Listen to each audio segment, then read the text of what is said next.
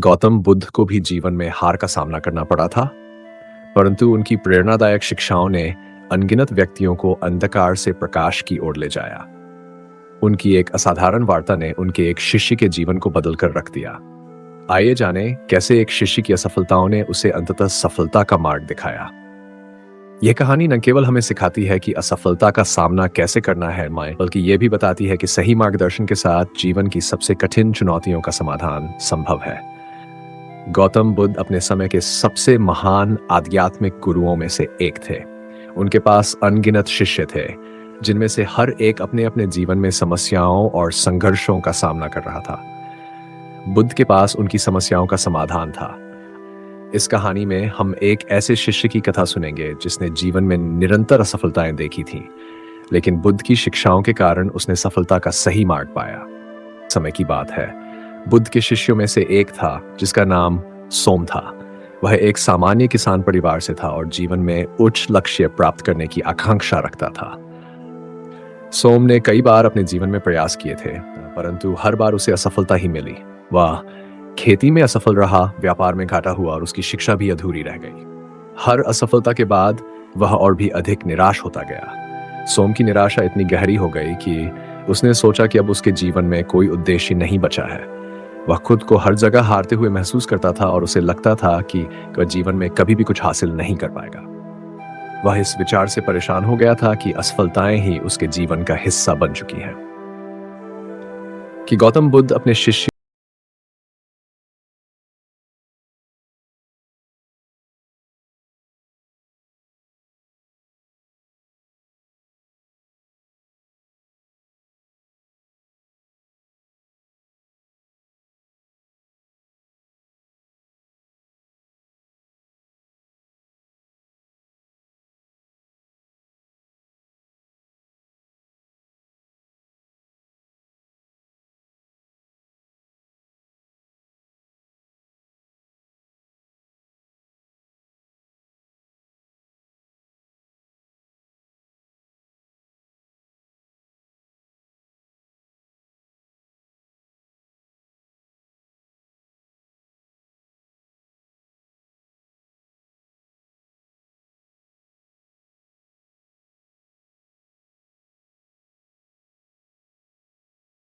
इस पौधे को देखो, सोम।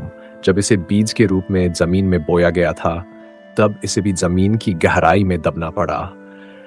उसने भी अंधकार देखा, लेकिन उसे वहां से ऊपर उठने का प्रयास करना पड़ा। उसने अपनी जड़ें जमीन में गहराई तक फैलानी पड़ी और धूप की ओर बढ़ना पड़ा। यह पौधा जानता है कि यदि वह प्रयास नहीं करेगा तो वह कभी उग नहीं पाएगा। सोम ने ध्यानपूर्वक बुद्ध की बातें सुनी और पूछा, लेकिन गुरुदेव, मेरी असफलताएं मुझे बार बार नीचे गिरा रही हैं। मैं किस प्रकार धूप की ओर बढ़ सकता हूं? बुद्ध ने उत्तर दिया, सोम, असफलता का अर्थ यह नहीं कि तुम गलत हो, तुम में कोई कमी है। इसका मतलब यह है कि तुम्हें और प्रयास करने की आवश्यकता है। जैसे इस पौधे को बार बार अपने लिए सही दिशा ढूंढनी पड़ी। तुम्हारी असफलताएं तुम्हें सिखा रही है कि तुम्हारे प्रयास में कहाँ सुधार की आवश्यकता है। तुम्हें बस यह समझना है कि हर असफलता तुम्हारे अगले प्रयास के लिए एक सबक है।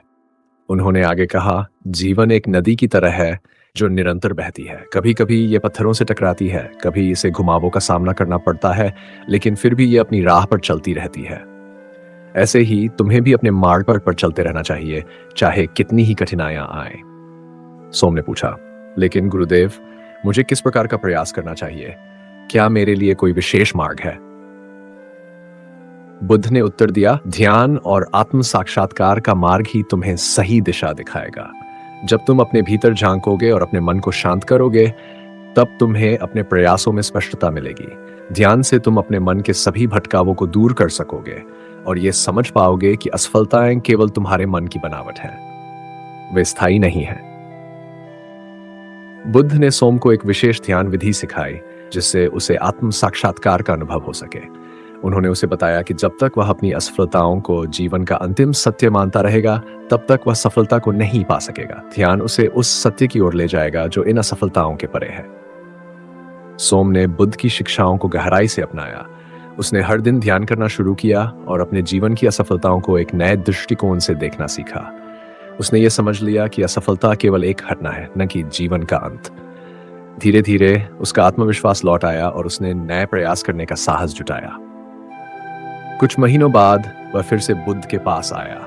इस बार उसके चेहरे पर मुस्कान थी।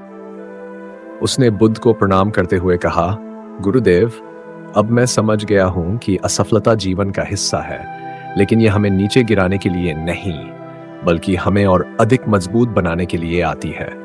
आपने मुझे सिखाया कि असफलता का सामना कैसे करना है और उससे